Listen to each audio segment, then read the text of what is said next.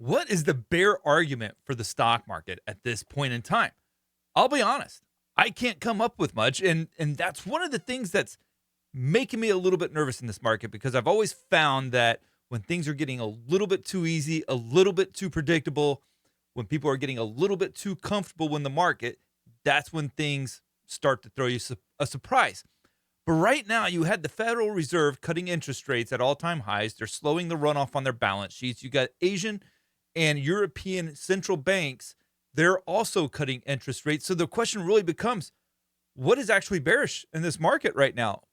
Yes, inflation could rear its ugly head again because of the central bank rate cuts, but that won't probably be seen for another 3 to 6 months down the road, if not longer. And then you also have an election coming up in just a month or so. Do I really think that they're going to let this market tank, whether the powers that be is the Federal Reserve through the power of the printing press, where they can just add zeros to the balance sheet, as Jerome Powell has said on 60 Minutes before?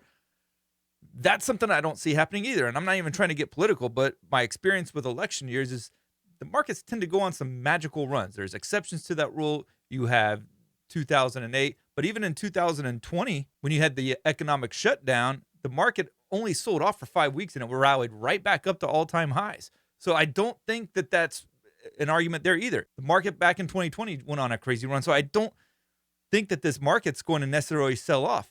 You look at price action, we'll go ahead and look at the charts here. On SPY, you've got like 4 doji candles pretty much in a row. You could say this one's not really a doji candle, but it's pretty close enough that I would call it that. So 4 in a row here. It's all holding the 5-day moving average. So it's still showing strength. It's not so much that the buyers are weak here. It's really that the sellers are having a prime opportunity to tank this market if they wanted to, because there's not a lot of buying power that's taking place, but they're not showing up. So there's no real urgency on the part of bears to sell this market off, or for investors and traders alike to take their profits. They're pretty much just staying firm at this point in time.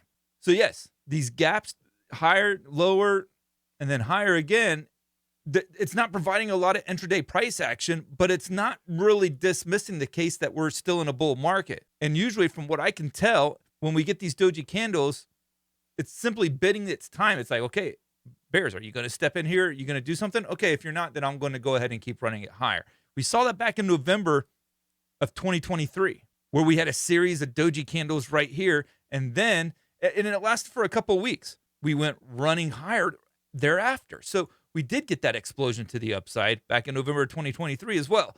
So is this the calm before the storm? Again, if you're trying to look for a bearish argument, what is it? I can't find one. Now, you have some support underneath this market as well.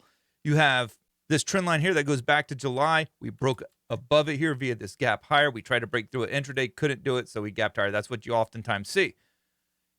You also have 2 AV-WAP lines that I think are pretty interesting. This one's off of the highs from July. We'll draw another one off of the highs from August. I think these are 2 important levels. Notice how they've converged. So that's providing additional layer of support as well.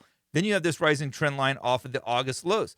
Again, converging with the AV-WAP line. Will it stay that way forever? No. This one will probably be more aggressive. The rising trend line will outpace it. But nonetheless, at this moment in time, it's providing support underneath. So if we did get a pullback, first off, 564 would need to get broken. And then if the pullback was to continue, it need to be able to break through these 3 layers of support as well. Really, this whole market rally took off when we broke through this cup and handle pattern. It was like the mother of all cup and handle patterns going back to 2022 highs, and it finally broke out in late 2023. But notice this as well. We're taking an AV-WAP and we're putting it off at the 2022 highs as well. It's provided consistent resistance over that time, and as well as support. So this would be the worst case scenario, and I don't think that we have any argument for that being a scenario at this point in time. I think if we see a recession hit the economy in 2025, yes, this could be in the cards. But one of the things that I tell people as traders, don't get caught up in like how far a stock market might drop. Just pay attention to what the market's doing right now. React to it. Does the market make a lot of sense to me? Why it continues to trade so aggressive, with such aggression to the upside, to where there's just no fear? No, but that doesn't mean that I still can't trade it. I think the market is overvalued. I think it's well overbought, but there's no sign of the bears even willing to take some profits off the table or to even short this market. So why would I do that? I'm not going to do it. I'm going to follow the trend of the market.